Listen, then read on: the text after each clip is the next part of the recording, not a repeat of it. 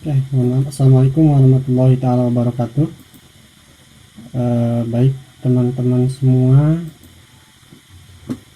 terima kasih atas waktunya juga Bapak Heri sebagai Dewan Pembimbing Lapangan, dosen pembimbing lapangan saya di KKN hari ini, KKN bulan ini. Sebelumnya mohon maaf, ini tampilannya sedikit eh, kurang maksimal karena sebetulnya jaringan mungkin yang terhambat. Nah, sebelumnya saya konfirmasi lagi, sudah ada belum?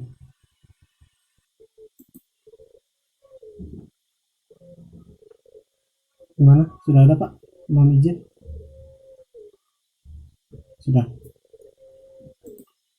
Baik, sebelumnya kembali lagi perkenalkan nama saya Rohendi, NIM saya 185109194.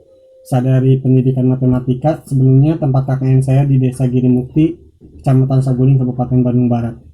Nah, ada beberapa tambahan temuan ataupun pembahasan yang belum saya tambahkan di laporan kemarin yang tadi sudah sedikit dijelaskan bahwa seperti diketahui bahwa orang tua adalah pendidik utama bagi anaknya di masa pandemi sekarang, gitu ya. Nah, lalu bagaimana konsep pembelajaran jarak jauh memaksa orang tua untuk dapat menggunakan teknologi? Orang tua dituntut kreatif dan inovatif dalam menyiapkan pembelajaran. Eh, Lalu solusi apa yang bisa kita ambil atau bisa kita buat?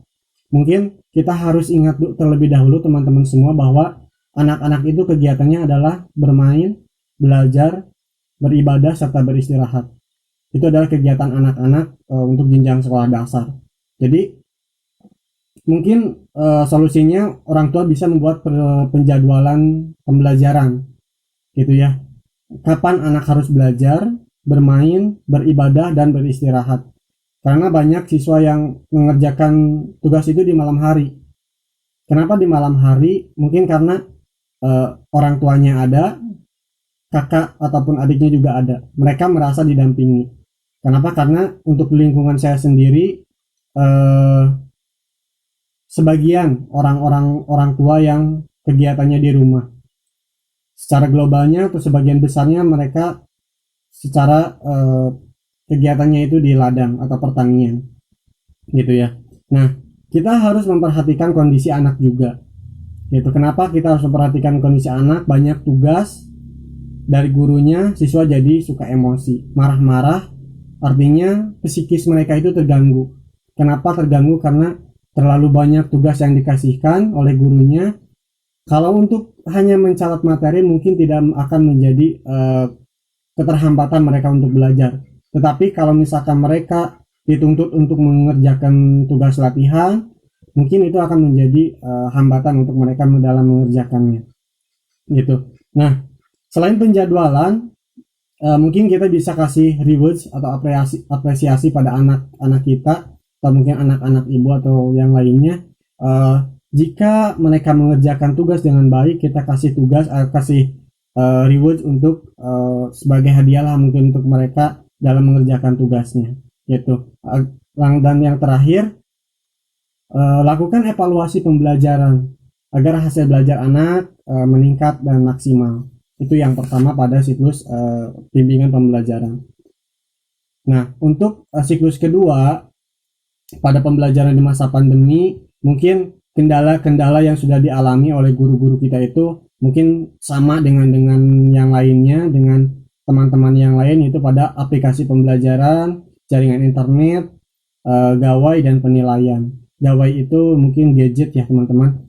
Nah, jadi aplikasi pembelajaran itu guru-guru mungkin kesulitan. Seperti yang tadi dijelaskan, belum pernah mencoba Google Classroom, belum pernah mencoba Google Meet, ataupun aplikasi yang lain sehingga guru-guru itu tidak terbiasa dengan aplikasi-aplikasi seperti itu. Nah, kalau untuk gawai, mungkin siswa itu gawainya itu lebih mumpuni daripada gurunya biasanya, tetapi ada juga yang seimbang dengan gurunya. Bagaimana gawainya atau gadgetnya itu sama mumpuni, dapat menggunakan aplikasi-aplikasi yang pembelajaran yang cukup baik. Nah, untuk internet mungkin semua juga merasakan, khususnya saya sendiri, teman-teman semua, karena daerah saya itu Pikosa, bibir kota Saetik gitu ya. Nah, jadi kendala paling sulit itu guru pada penilaiannya secara globalnya itu. Seperti yang kita ketahui bahwa pada kurikulum 2013 itu aspek penilaiannya itu adalah afektif, kognitif, dan psikomotor. Mohon maaf libet.